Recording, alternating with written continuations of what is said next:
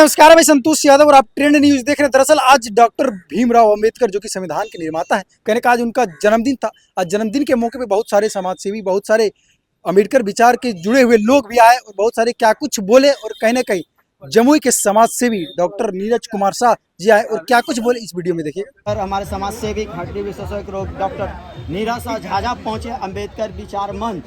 आया अम्बेडकर जयंती है सर, क्या कहना चाहिएगा? देखिए, आज अम्बेडकर जयंती पूरे देश में मनाई जा रही है, तो मेरा यहाँ के लोगों से शुरू से यहाँ हर बार आता हूँ।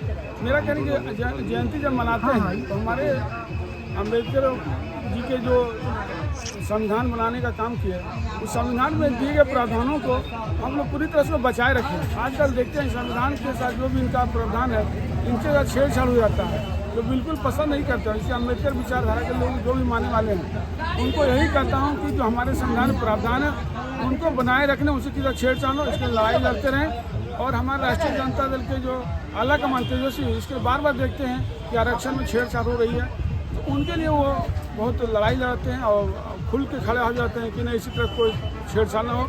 दूसरी बात, अम्बेडकर विचारधारा लोगों से कहेंगे कि अम्बेडकर जी का कहना था कि शिक्षा सबसे बड़ी चीज़ है। आप बच्चे को शिक्षा दें, पढ़ाएं। जो गरीब और शिक्षित है, पढ़ नहीं पाते, उसको जाकर मदद करें। ये सब है कि अगर जिस घर में शिक्षा है वो घर खुशहाल है। इसलिए शिक्षा पे उनका बहुत बड़ा योगदान था कि शिक्षा जरूर हर घर में शिक्षा हो।